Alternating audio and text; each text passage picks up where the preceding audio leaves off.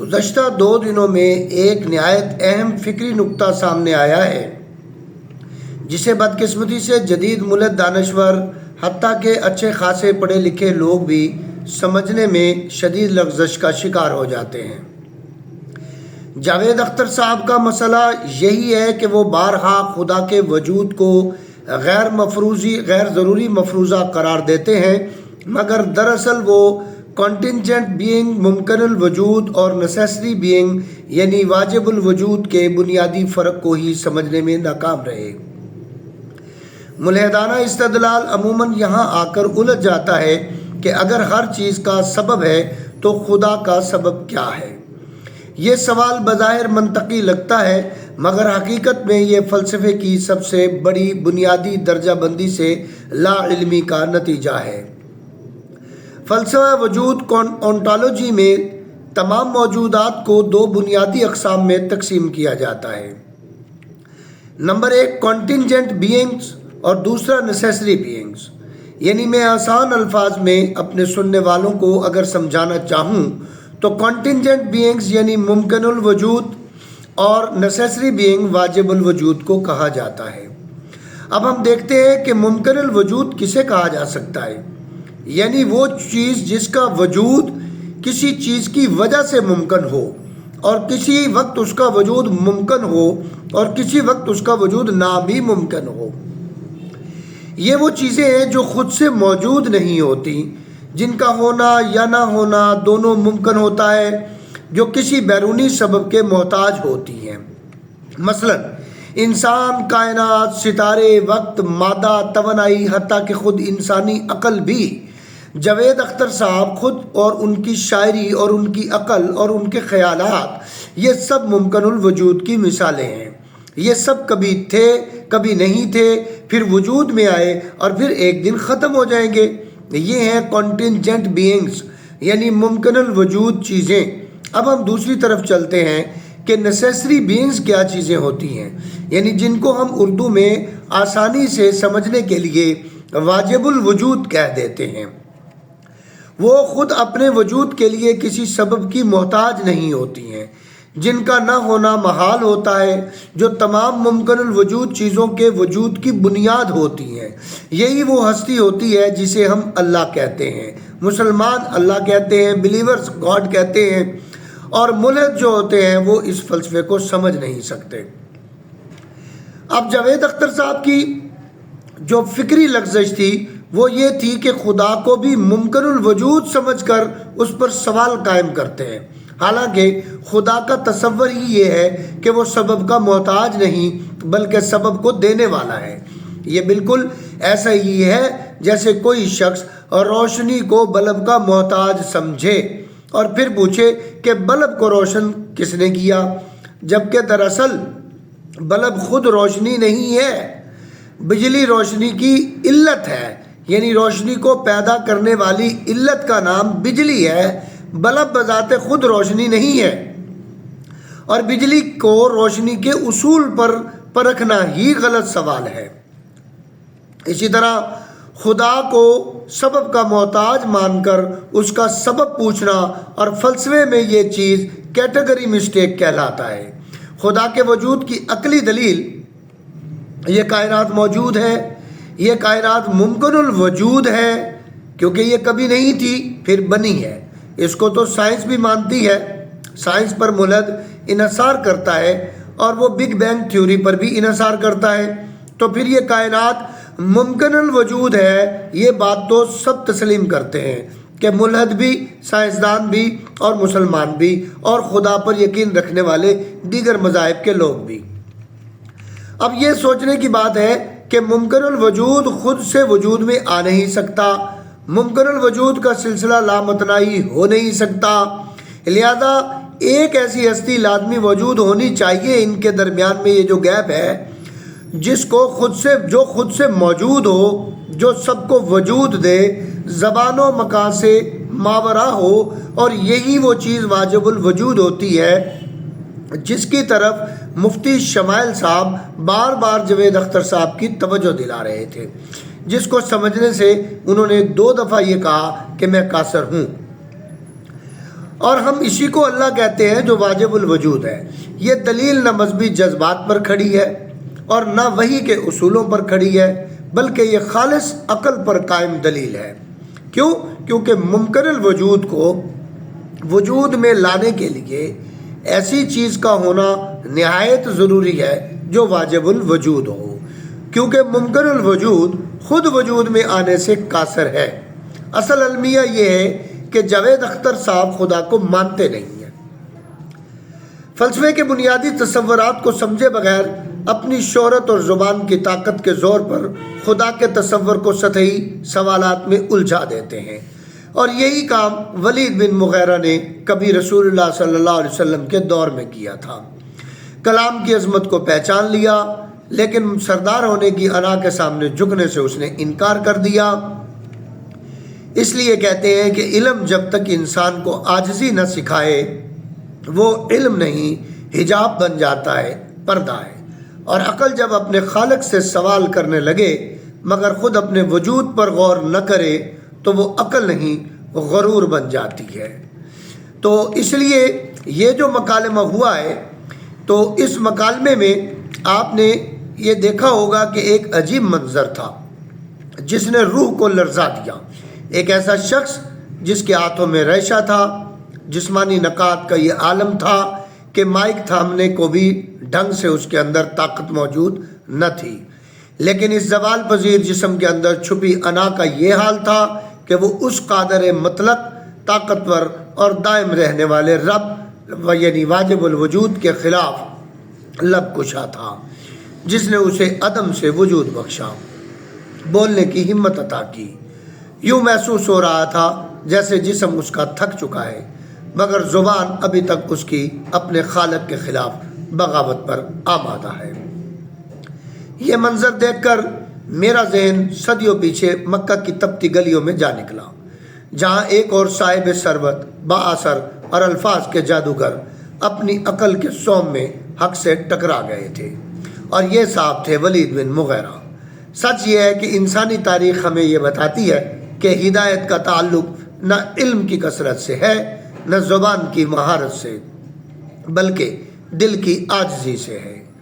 بسا اوقات انسان کی اپنی ذہانت اور سماجی وقار ہی اس کے لیے حجاب اکبر بن جاتے ہیں۔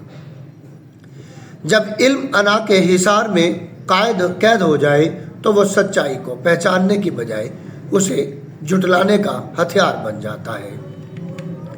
تاریخ کے دو مختلف زمانوں میں دو مختلف کرداروں کا موازنہ اگر کیا جائے تو 7ویں صدی کا قریشی سردار ولید بن مغیرہ اور 21ویں صدی کا نامور شاعر جاوید اختر اسی فکری المیے کی جیتی جاگتی دو مثالیں ہیں۔ صدیوں کا فاصلہ، تہذیب کا فرق، زبانوں کا اختلاف، مگر سماجی حیثیت، کلام پر دسترس اور انکار الہیات میں ایک حیران کن مماثلت دونوں میں پائی جاتی ہے۔ ولید بن مغیرہ اپنے دور کا الوحید کہلاتا تھا، مکہ کا وہ مقبول سردار جس کی سیاسی بصیرت و فصاحت و بلاغت کا چرچا پورا عرب اس کا معترف تھا۔ اس نے قرآن سنا تو بے اختیار کہہ دیا کہ اس کلام میں حلاوت ہے، مگر جب سرداری آڑے میں آئی تو اس نے اسی کلام کو جادو قرار دے دیا۔ دوسری طرف جاوید اختر، جنہیں آج کی ادبی دنیا میں ایک بلند مقام حاصل ہے، جو رچرڈ ڈاکٹرز ایوارڈ حاصل کر کے اپنے ملحدانہ نظریات کی عالمی سند بھی لیے بیٹھے ہیں۔ وہ بھی الفاظ کے جادوگر ہیں، نغمے لکھتے ہیں، گانے لکھتے ہیں، مگر اس جادو کو خدا کے وجود کو غیر منطقی ثابت کرنے میں صرف کر رہے ہیں۔ یہاں ایک نہایت مگر بنیادی اور افسوسناک فکری لغزش سامنے آئی۔ جاوید اختر صاحب بار بار خدا کو غیر ضروری مفروضہ قرار دیتے رہے، مگر در حقیقت وہ کنٹینجنٹ بینگز، ممکن الوجود، اور نیسیسری بینگز، واجب الوجود کے فرق کو خود ہی نہیں سمجھ پائے، اور انہوں نے مفتی شمائل صاحب کو یہ خود کہا کہ میں یہ نہیں سمجھ سکا، آپ اسے آسان الفاظ میں بتا دیں، جس پر انہوں نے ان کو آسان الفاظ میں بھی یہ سمجھایا تھا۔ ملحدانہ سوال عموماً यूं ही उठाए जाते हैं, अगर हर चीज़ का सबब है तो खुदा का सबब क्या है। ये सवाल बज़ाहिर मंतकी दिखाई देता है, मगर हकीकत में ये फ़लसफ़े की बुनियादी दर्जाबंदी से नावाकफियत का नतीजा है। फ़लसफ़ा वजूद में तमाम मौजूदात की दो अक़साम हैं, जिनका मैं पहले ज़िक्र कर चुका हूँ।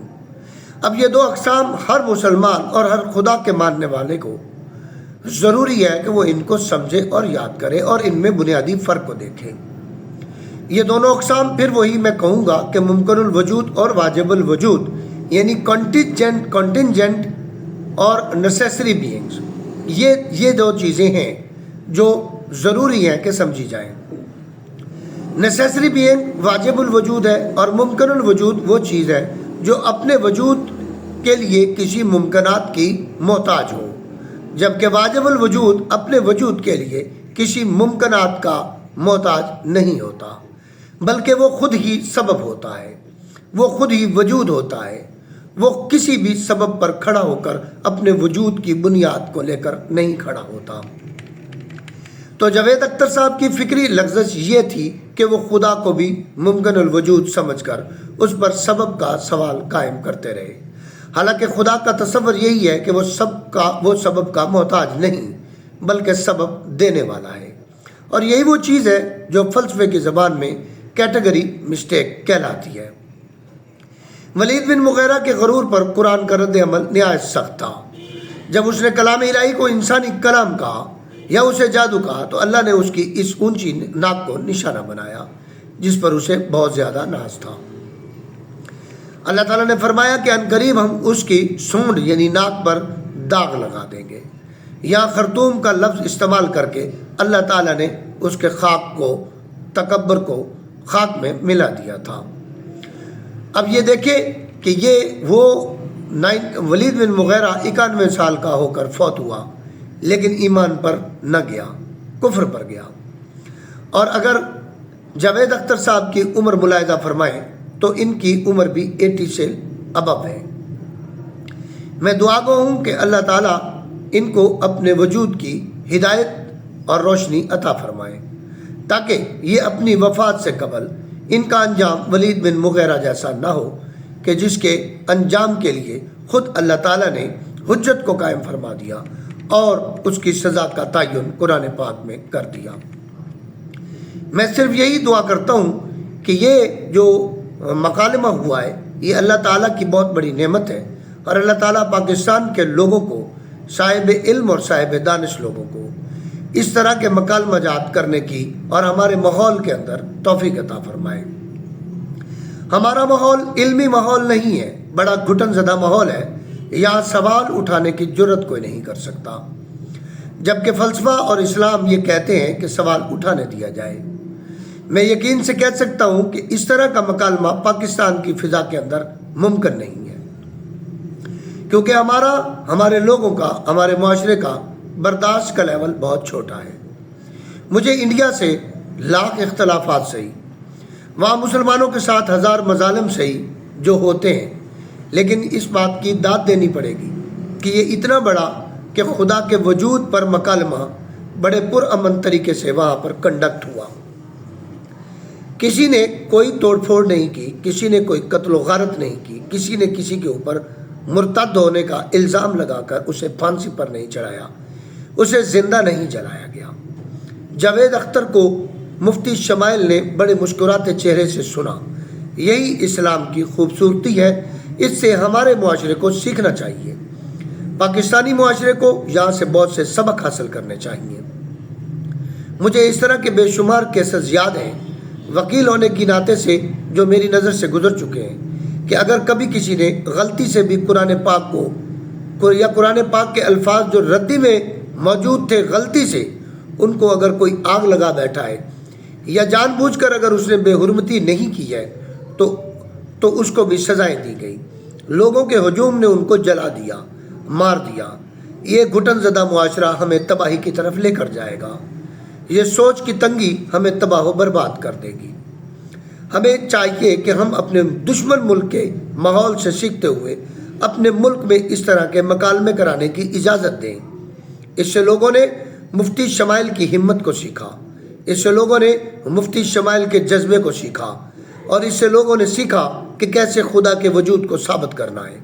اگر آپ کو یہ ویڈیو اچھی لگی ہو تو اسے لائک، شیئر اور سبسکرائب کریں، اپنے دوستوں کے ساتھ شیئر ضرور کریں۔ مجھے یوٹیوب چینل پر حافظ عرفان ایڈوکیٹ لکھ کر بھی آپ سرچ کر سکتے ہیں، اردو کرائم سٹوریز لکھ کر بھی آپ سرچ کر سکتے ہیں۔ جزاک اللہ، السلام علیکم ورحمۃ اللہ وبرکاتہ۔